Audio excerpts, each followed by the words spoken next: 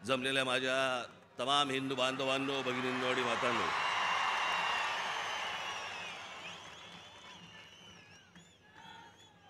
असं वाटतंय सभा सिमल्याला आहे.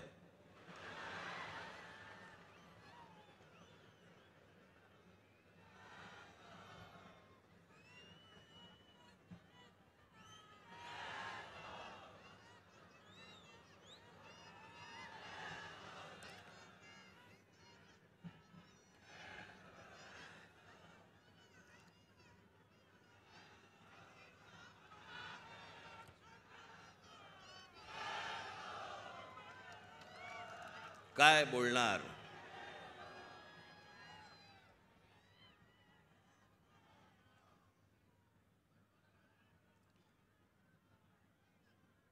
जवळपास 5 वर्षानंतर या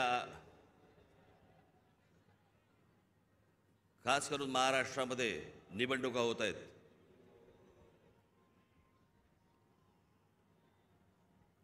महानगरपालिकेच्या निवडणुका आत्ता होतील असं म्हणता अजूनही होत नाहीयेत.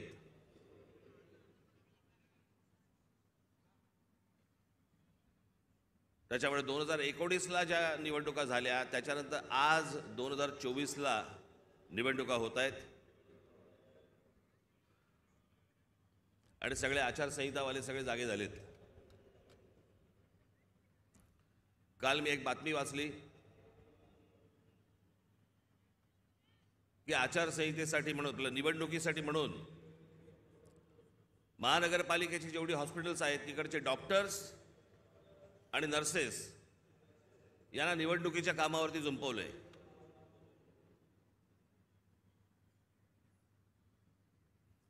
डॉक्टर काय मतदाराच्या नाडी मोजणार काय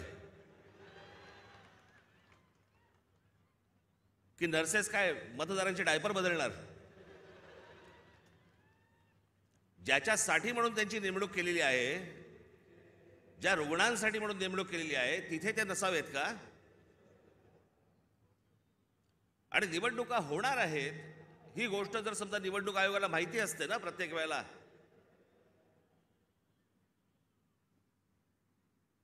एक पॅरलल फळी का नाही उभी करत तुम्ही? दरवेळेला आपल्या काहीतरी शालेय शिक्षक घ्यायचे, नर्सेस घ्यायच्या, डॉक्टर्स घ्यायचे, हे कुठचे उपद्व्याप?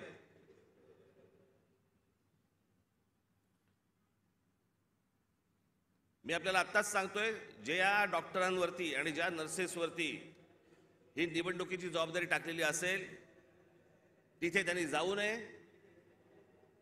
आणि ज्या रुग्णांची सेवा करण्यासाठी म्हणून तुम्ही आयुष्य घालवताय त्या हॉस्पिटलमध्ये परत तुम्ही जा, तिथे काम करा.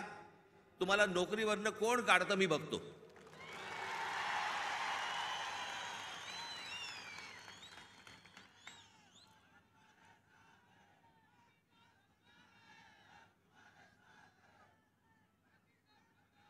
आज सगळेजण तुम्ही महाराष्ट्राच्या कानाकोपऱ्यातनं सर्वजण आलात. सर्वप्रथम मी आपल्या सर्वांना मी गुढीपाडव्याच्या मनपूर्वक शुभेच्छा देतो. आज सणासुदीचा दिवस असून देखील या अशा प्रकारच्या सभा नुसत्याच होत नसतात. त्याला एक पोलीस यंत्रणेवरती देखील एक ताण असतो.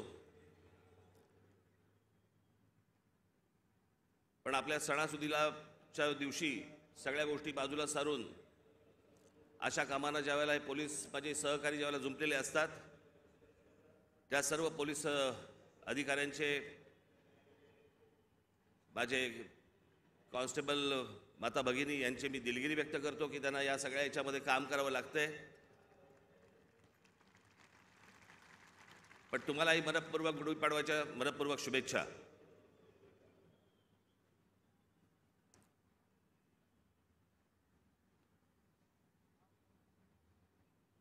जसे तुम्ही ऐकत होतात तसा मीही ऐकत होतो. जसे तुम्ही वाचत होतात तसा मीही वाचत होतो. त्या अमित शहांच्या भेटीनंतर जे काही चक्र सुरू झाली, बरं हे आमचे बांधव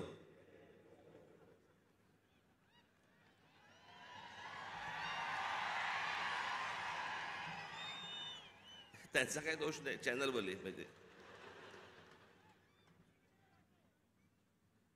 रोजची चॅनल्स, त्याला मी एक नाव ठेवलंय, आज मला असे वाटते. लोकांना विचारायला कशाला पाहिजे, राजकारणाला विचारायला कशाला पाहिजे, दे ठोकून आपली बातमी. वाटेल त्या बातम्या चालू होत्या, वाटेल त्या बातम्या. मी आपला एन्जॉय करत होतो. तुम्हाला काय बोलायचं ते बोला, मला जेव्हा बोलायचं तेव्हा मी बोलीन. त्या अमित शहांना भेटायला गेलो दिल्लीला.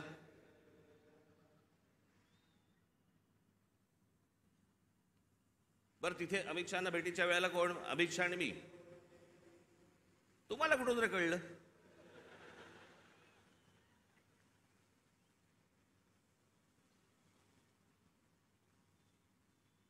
मी तिकडे दिल्लीला पोहोचलो काय, राज ठाकरेंना 12 तास थांबायची वेळ आली. अरे गधड्या, दुसऱ्या दिवशीची भेट होती. 12 तास थांबायची कुठून आली? आदल्या दिवशी पोहोचलो तिथे रात्री. त्यात थांबायचा काय विषय आला? पण हे थांबत नाहीत. मला असे वाटते,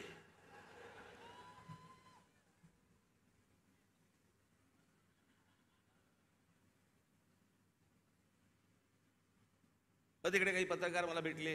मला बोलले, साहेब कधी भेटायचं? म्हटलं मला नाही भेटायचं.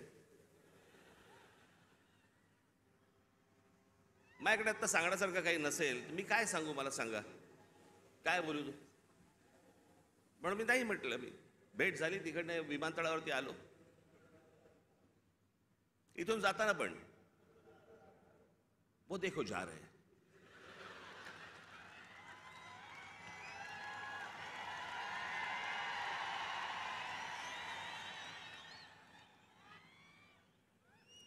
हल्ली हे असतात, पूर्वी ते आचारसंहितावाले असायचे, कुठेही कॅमेरा घेऊन जायचे.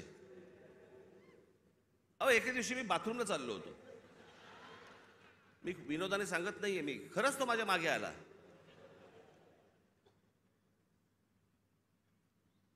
म्हटलं, पुढे काय करायचं ठरवलंयस?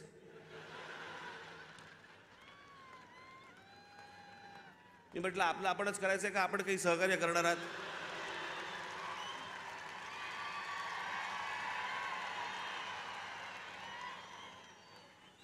कुठे जरा मोकळीक म्हणून नाही. मी इथे माझ्या इकडे घराच्या बाहेर पत्रकार बिचारे ते बसलेले असतात, त्यांना काही. मी म्हटलं, अरे एखादी गोष्ट ठरली, समजा निवडणुकीच्या संदर्भात ठरली, तर मी येऊन सांगीन ना की लपून लपून निवडणुका लढीन. कोणाला सांगू नको, मतदारांना कळवू नको मी निवडणूक लढवतोय. म्हटलं, अरे जर समजा काही ठरलं तर पत्रकार परिषद घेईन, भाषण करीन, येऊन सांगीन की बाबा असं असं अशाच्या गोष्टी ठरल्या आहेत. मग त्यांच्या लक्षात आलं की आता अमित शहाच्या भेटीनंतर काय होत नाहीये, पुढे काही मिळत नाही आपल्याला. मग आपण तो एपिसोड कसा पुढे न्यायचा, मला असे वाटतेचा. मग राज ठाकरे शिंदेच्या शिवसेनेचे प्रमुख होणार. अरे मूर्खांनो, मला जर व्हायचं असतं तेव्हाच नसतो झालो.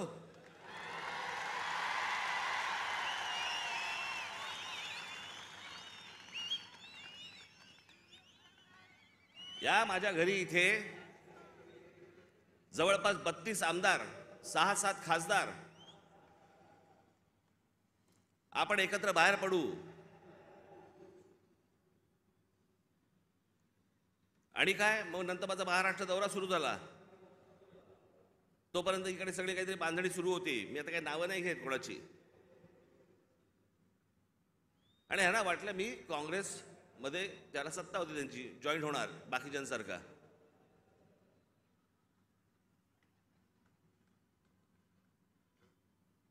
मी त्याला पहिल्यांदाच सांगितलं, म्हटलं मला पक्ष फोडून कुठचीही गोष्ट करायची नाही.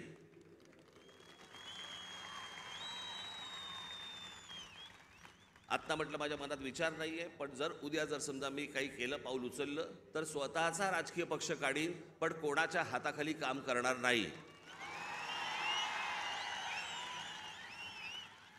ही गोष्ट मी माझ्या मनाशी मी खुणगाटच बांधलेली होती. माननीय बाळासाहेब ठाकरे यांच्याशिवाय मी कोणाच्याही हाताखाली काम करणार नाही. तरी त्यातल्या त्या एकाला संधी दिली होती, समजलंच नाही.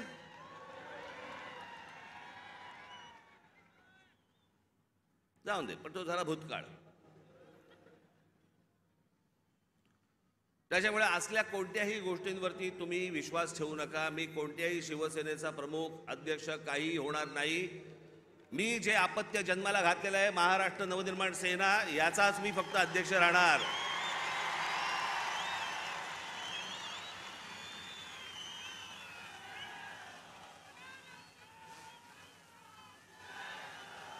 तुमच्या सगळ्यांच्या विश्वासावरती हा जो पक्ष आजपर्यंत उभा केलेला आहे त्याला 18 वर्ष झालेली आहेत.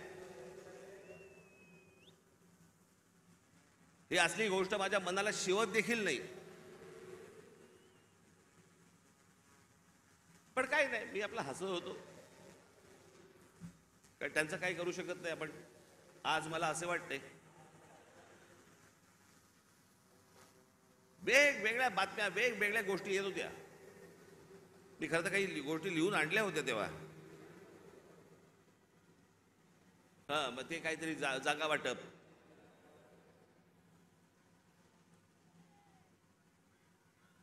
जागा वाटपाबद्दल चर्चा झाली. पण मी तुम्हाला खरं सांगू ना, मी शेवटचा जागा वाटपाच्या चर्चेला जो बसलो होतो 1995 साली, त्याच्यानंतर मी आजपर्यंत जागा वाटपाच्या चर्चेला मी कधी बसलो नाही. त्याच्यामुळे माझं टेम्परामेंटच नाही. 2 तू घे, 4 मला दे, मग ही नको, ती तू घे, तू ही घे, मग मला इथे सरकव, मग ह्याला इथे. मला ते जमत नाही, माझ्याकडनं होणार नाही, माझ्याकडनं जमणार नाही.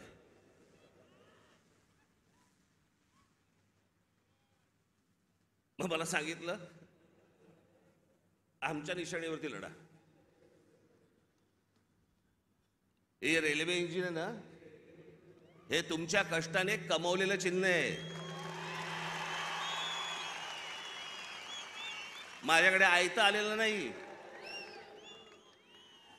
सहज आलंय चिन्ह म्हणून आता मी त्याच्यावरती लढवायचं अजिबात नाही.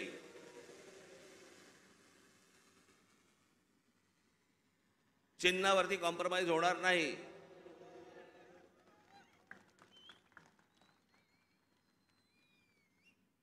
दिल्लीला गेलेले हे ठाकरे पहिलेच. पत्रकारांना माहीत नसतं, काही माहिती नसतात, जुन्या गोष्टी काही कल्पना नसते.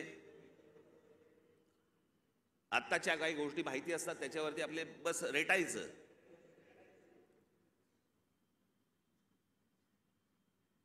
एकोणीसशे साली मी तुम्हाला मुद्दामून सांगतो, 1980 साली माननीय बाळासाहेब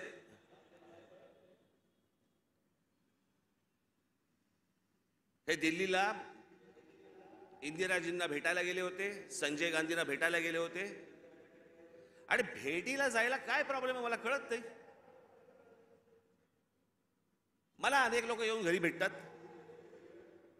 म्हणून मी काय समजायचं, वार हे आता माझ्या घरी भेटायला आलेत मला, आता असं नाही समजत. कोणी कोणाकडे भेटायला जात असतात, गोष्टी लोक जात असतात. त्यात मोठेपणा आणि कमीपणा कसला आला? अहो, वर्ष 1.5 वर्ष झाले आपले महाराष्ट्राचे मुख्यमंत्री माझ्याशी बोलतायत,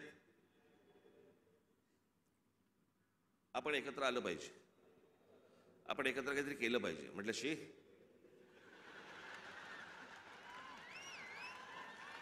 म्हटलं काय केलं पाहिजे?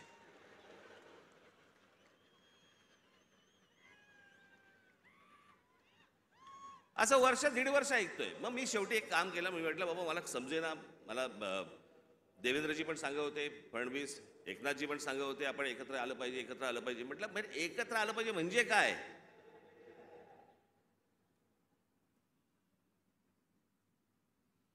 आणि मग त्याच्यात हे सगळे विषय निघाले. मग मी अमित शहांना फोन केला, म्हटलं मला जरा भेटायचं तुम्हाला. हे काय मला चाललंय मला समजत नाहीये. एकदा आपल्याशी बोलून मला काय नक्की ह्यांचं म्हणणं आहे ते मला एकदा कळलं पाहिजे. मग आमचं बोलणं झालं तिकडे. मग इथे आल्यावरती आमच्या तिघांचं बोलणं झालं. मग ते सगळं निशाणीवरती प्रकरण आलं.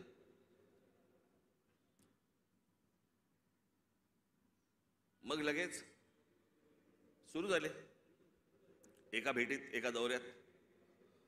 मग आता त्या लाव रे तो व्हिडिओचं काय होणार? मी तुम्हाला पहिली गोष्ट एक सांगतो, थोडीशी पार्श्वभूमी देतो. माझा जन्म ज्या घरात झाला त्या घरामध्ये शिवसेनेचा जन्म झाला.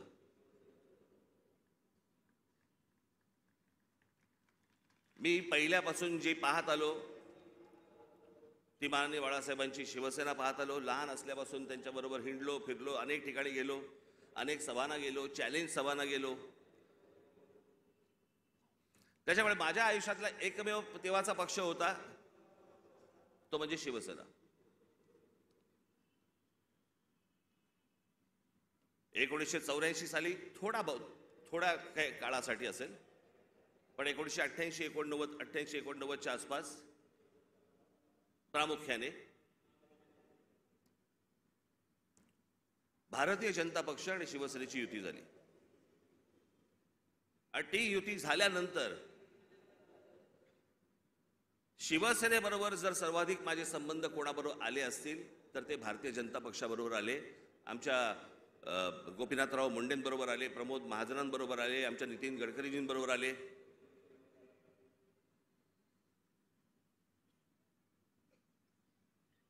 आणि ह्यांच्याबरोबरचे जे माझे संबंध होते हे राजकारणाच्या पलीकडचे पण होते.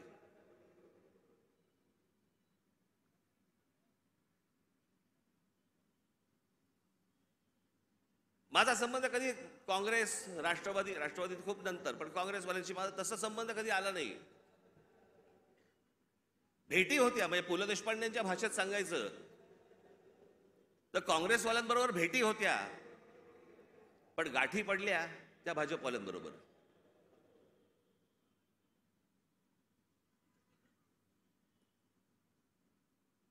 त्याच्यामुळे अनेक वेळेला त्यांच्याबरोबर माझे अगदी चांगले संबंध तेव्हापासून प्रस्थापित झाले. मग आमचे प्रमोदजी गेले, मग त्या दरम्यान मी गुजरात दौऱ्यावरती गेलो. नरेंद्र मोदी यांच्याबरोबर माझे संबंध प्रस्थापित झाले. मी गुजरात पाहिला, त्यावेळेला खूप चालू होतं की गुजरातमध्ये कशा प्रकारची प्रगती होते, कशा प्रकारची डेव्हलपमेंट होते.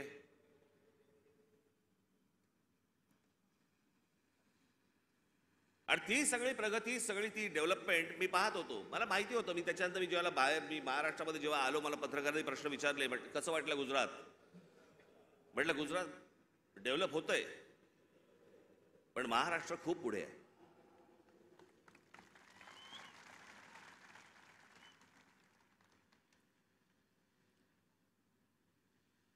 आणि मग त्यावेळेला ते जसे जसे त्यांच्याबरोबरचे संबंध माझे प्रस्थापित व्हायला लागले, एक वेळ आली या देशामध्ये हा राज ठाकरे पहिला माणूस होता ज्यांनी या देशाचे पंतप्रधान नरेंद्र मोदी व्हावेत असं बोलणारा पहिला माणूस मी होतो. त्यांच्याही पक्षातलं कोणी बोललं नव्हतं तोपर्यंत. मला असं तेव्हा वाटलं की बाबा आपला एक स्वतःचा विचार असतो, त्याच्यात माणसं बोलत असतात, माणसं काही गोष्टी सांगत असतात, माणसं स्वप्न दाखवत असतात. स्वप्न सत्यामध्ये उतरावीत अशी प्रत्येकाची अपेक्षा असते, आशा असते. आणि मग ज्या वेळेला 2014ची निवडणूक झाली, 2014च्या निवडणुकीच्या अगोदर मी काही अनेक भाषणं त्यांची ऐकत होतो, आणि 2014ची निवडणूक झाल्यानंतर मला असं वाटलं, अरे मी जे ऐकत होतो ते आता मला या 5 वर्षात दिसत नाहीये. काहीतरी वेगळ्याच गोष्टी दिसत आहेत. नोटबंदी काय दिसते, बुलेट ट्रेन काय दिसते. मी तुम्हाला आजही सांगतो, ज्या गोष्टी मला पटलेल्या नाहीत त्या मला पटलेल्या नाहीत. उद्या कितीही संबंध परत चांगले झाले किंवा नाही झाले तरी ज्या गोष्टी मला चांगल्या वाटल्या स्वागत करणार, ज्या गोष्टी नाही पटल्या विरोध करणार. आणि ज्या माणसावरती सर्वाधिक विश्वास असतो, 30 वर्षानंतर राजीव गांधींची सत्ता आली होती 1984 साली, त्याच्यानंतर 20-30 वर्षानंतर एका माणसाच्या हातात या देशाचं बहुमत आलं. मी विचार करतो या देशाचं काय काय गोष्टी होऊ शकतात, काय काय गोष्टी घडू शकतात.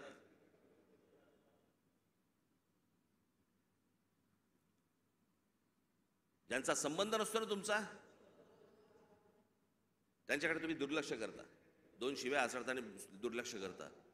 पण ज्यांच्यावरती प्रेम असतं, ज्यांच्यावरती विश्वास असतो, त्याला ज्या वेळेला कुठेतरी तडा जातोय असं दिसायला लागलं, तर तो जो राग आपला असतो, तो राग आणि माझा राग तर टोकाचा आहे. मी महाराष्ट्रावरती प्रेम करतो, महाराष्ट्रातल्या मराठी माणसांवरती प्रेम करतो, महाराष्ट्रातल्या मराठी भाषेवरती प्रेम करतो, टोकाचं प्रेम करतो.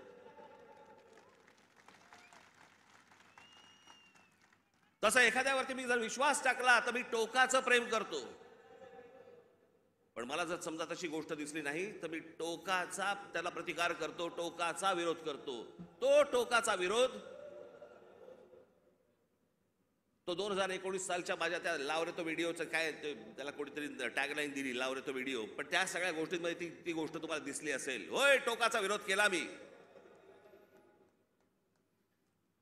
पण ज्या ज्या वेळेला त्यांच्याकडनं चांगल्या गोष्टी ज्यावेळेला घडल्या, 370 कलम ज्यावेळेला रद्द झालं, त्यावेळेला अभिनंदन करणारं पहिलं ट्विट माझं होतं.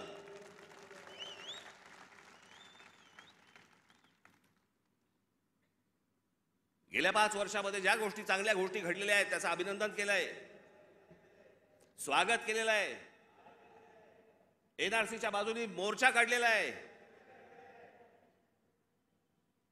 जी गोष्ट योग्य ती योग्य, जी गोष्ट अयोग्य अयोग्य. या देशाने अमिताभ बच्चन यांच्यावरती प्रेम केलं, मीही प्रेम केलं. पण ज्या वेळेला एक माणूस ज्या वेळेला मला असं वाटायला लागलं की अरे एका प्रांताचा विचार करतोय, मला नाही पटलं. पण त्या सगळ्या गोष्टींमध्ये जर समजा तुम्ही बघितलं तर त्याच्यामध्ये व्यक्तिगत टीका कुठेही नव्हती.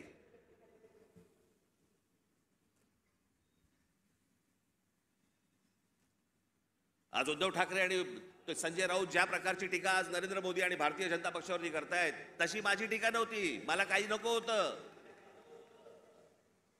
मला मुख्यमंत्री पद मिळालं नाही म्हणून मी विरोध नाही केला, मला भूमिका पटली नाही म्हणून मी विरोध केला.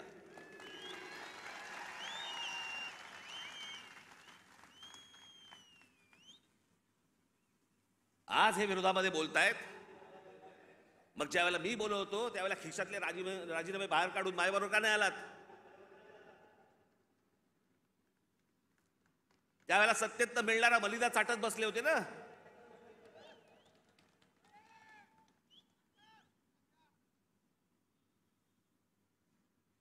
आज ह्यांना या गोष्टी सुचतायत. याचं कारण तुमचा पक्ष फुटला म्हणून, याचं कारण तुम्हाला सत्तेत हाकलवलं म्हणून, तुमच्या स्वार्थासाठी म्हणून या सगळ्या गोष्टी तुम्ही केल्यात. मी त्या गोष्टी नाही केल्या. मला भूमिका नाही पटली म्हणून मी विरोध केला. मला त्याच्या बदल्यात काही हवं होतं म्हणून नाही विरोध केला.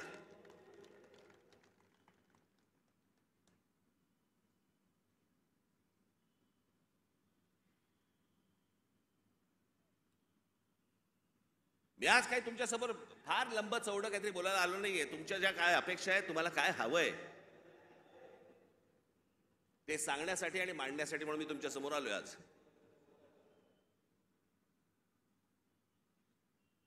नरेंद्र मोदींकडनं कसं आहे, आज तरुण, आज आम्ही दुपारी तर बोलत होतो, 2006 साली ज्यावेळेला मी पहिलं महाराष्ट्र नवनिर्माण पक्ष स्थापन केल्यानंतरचं पहिलं भाषण ज्यावेळेला मी इथून केलं होतं, त्यावेळेला मी असं म्हटलं होतं ज्याच्यावरती अनेक लोकांनी चेष्टा केली.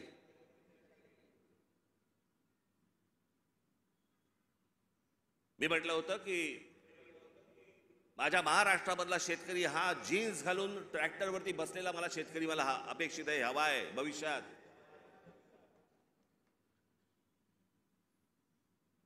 दोन 2006 पासून ते युग सुरू झालं होतं. आज या जगामध्ये सगळ्यात तरुण जर देश कुठचा असेल, तरुण, तो आपला भारत देश आहे, हिंदुस्थान आहे. सर्वाधिक तरुण ना अमेरिका आहे, ना जपान आहे, ना अजून कुठचा देश आहे. आज फक्त भारत तरुण आहे.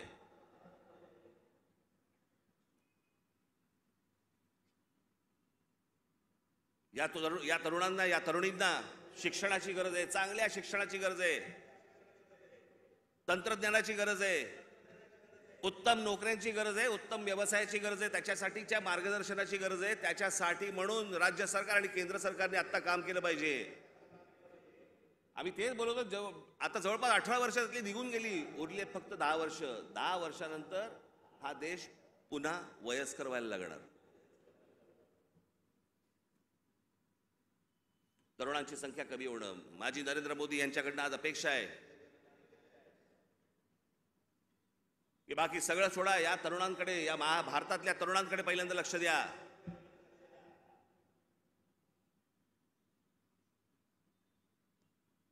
हेच ते फ्युचर आहे, हेच ते भविष्य आहे.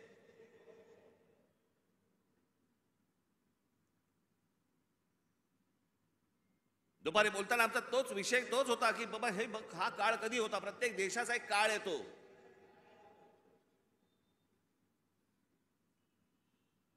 जसं जपानमध्ये एक काळ आला. जपानमध्ये ज्यावेळेला काळ आला त्यावेळेला तिकडे त्या अनेक कंपन्या उभ्या राहिल्या. सोनी पासून, होंडा पासून, काय काय अनेक गोष्टी सगळ्या उभ्या राहिल्या.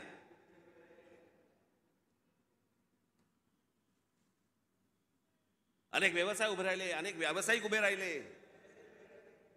ज्याला घुसळून काढणं म्हणतो ना आपण, तसं सगळं अख्खा घुसळून निघाला तो देश. आज बघा कुठच्या कुठे असा हा देश घुसळून निघाला पाहिजे. आणि तसं जर आज उद्या घडलं नाही तर सगळ्याच गोष्टींवरचा समाजाचा विश्वास उडून जाईल. या देशामध्ये दुसरं तिसरं काही होणार नाही. या देशामध्ये फक्त अराजक येईल.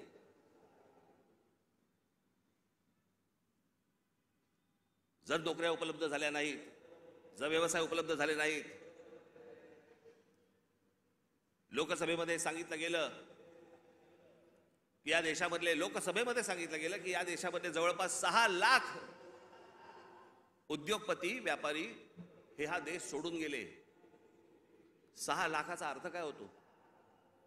हा तर अधिकृत आकडा आला आपल्याकडे, पण हे यापुढे होता कामा नये. या देशातल्या तरुणांकडे पाहणं गरजेचं आहे. महाराष्ट्र ज्या प्रकारचा कर भरतो केंद्राला, त्याच्या मोबदल्यात महाराष्ट्राला मोठा वाटा हा महाराष्ट्राला आला पाहिजे. याच्यासाठी म्हणून आज नरेंद्र मोदींकडनं माझी अपेक्षा आहे.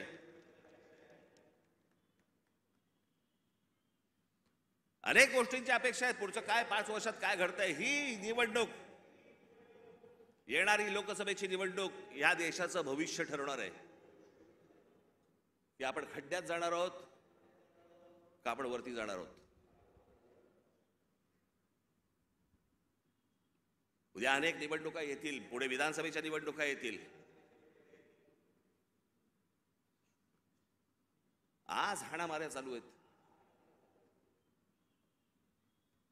पुढच्या विधानसभेच्या निवडणुकीत तर काय होईल? कोथळे बाहेर काढतील.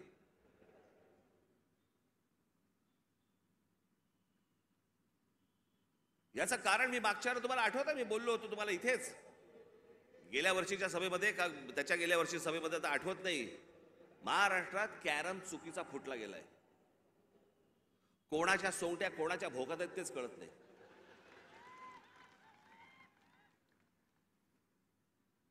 माणूस राजकारणातला आला की विचारावर लागतं कोणत्या पक्षात. मध्यंतरी मी आपल्या पुण्याला गेलो होतो नाट्य संमेलनाला. तिकडे 5 जण मला भेटायला आले, नगरसेवक होते राष्ट्रवादीचे. मला बोलले नमस्कार साहेब. म्हटलं नमस्कार. आम्ही राष्ट्रवादीचे नगरसेवक. म्हटलं कोणाचे? त्यातले 3 बोलले आम्ही दादाचे, 2 बोलले आम्ही शरद पवारांचे. अशी सगळी परिस्थिती या महाराष्ट्राची झालेली आहे. या महाराष्ट्रातनं पुढे जाताना आपल्याला मार्ग शोधायचा आहे, आपल्याला मार्ग काढायचा आहे. माझ्या महाराष्ट्र सैनिकांवरती विश्वास आहे. आपण योग्य मार्ग आपण या महाराष्ट्राला दाखवू, निश्चित दाखवू. पण माझी महाराष्ट्राकडनं देखील अपेक्षा आहे, माझी महाराष्ट्राला देखील अपेक्षा आहे, माझ्या महाराष्ट्रातल्या मतदारांना देखील अपेक्षा आहे, माझी अपेक्षा आहे त्यांच्याकडनं. कृपा करून व्यभिचाराला राजमान्यता देऊ नका. ज्या प्रकारचं राजकारण या महाराष्ट्रामध्ये सुरू आहे, याला राजमान्यता जर समजा पुढे मिळत गेली, पुढचे दिवस भीषण आहेत.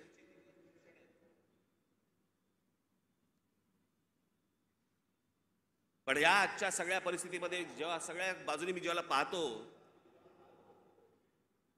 त्यावेळेला मला असं वाटतं की आज किमान पुढच्या 5 वर्षांसाठी देखील विषय आपल्याला पुढच्या 50-100 वर्षांचा करायचा असतो.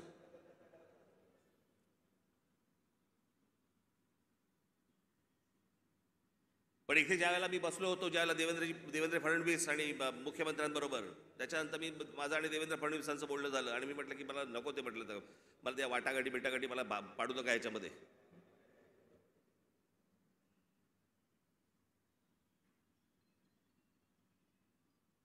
मी म्हटलं तुम्हाला मी आज सांगतो, म्हटलं त्या राज्यसभाही नको आणि ती विधान परिषदही नको.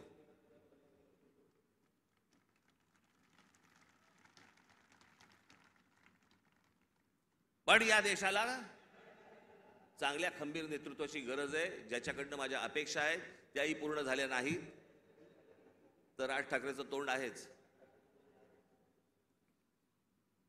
पण या पुढच्या काही भवितव्यासाठी म्हणून खंबीर नेतृत्वाची गरज असताना म्हणून मी त्यांना सांगितलं मला काही अपेक्षा नाही आहेत.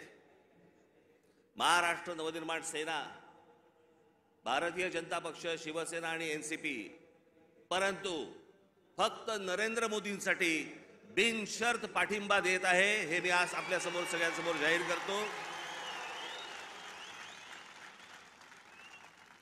आणि माझ्या गावागावातनं सगळ्या महाराष्ट्रामधनं आलेल्या माझ्या सर्व महाराष्ट्र सैनिकांना मला फक्त एकच सांगायचं आहे, विधानसभेच्या तयारीला लागा, जोरात विधानसभेच्या तयारीला लागा. पुढच्या गोष्टी पुढे आपण कसलाही विचार न करता आत्ता बांधणीचा विचार केला पाहिजे आपण. आणि त्याच्यासाठी म्हणून मी तुम्हाला महाराष्ट्रभर सगळ्या ठिकाणी भेटण्यासाठी लवकरच आपल्यासमोर येत आहे. आज जे काही मला मांडायचं होतं हे आपल्यासमोर आज मांडलेलं आहे. उद्या अजून जर समजा समोरच्यांची पकपक झाली तर अजून माझी दारखिडक्या उघड्या करायला तोंडाच्या मी मोकळा आहे. आपण निश्चिंत राहा, जिथून आलेला आहात तिथून व्यवस्थित जा. जाताना आपण व्यवस्थित गाडीने ज्या आलेला आहात गाड्या नीट सांभाळून चालवा. घरचे लोक आपली वाट पाहत असतील. पुन्हा एकदा मी आपल्याला सर्वांना मी गुढीपाडव्याच्या मनपूर्वक शुभेच्छा देतो आणि आपणा सर्वांची मी रजा घेतो. धन्यवाद. जय हिंद, जय महाराष्ट्र. धन्यवाद राजसाहेब. प्रत्येप्रमाणे माहीम विधानसभेचे सर्व आपले महाराष्ट्र सैनिक आपला सन्मान करतील. शाल, श्रीफळ आणि मंगल कलश ठेवून आज गुढीपाडव्याच्या शुभदिनी आपला सत्कार करतील. सन्माननीय राजसाहेब ठाकरे यांचा, महाराष्ट्र नवनिर्माण सेनेचा,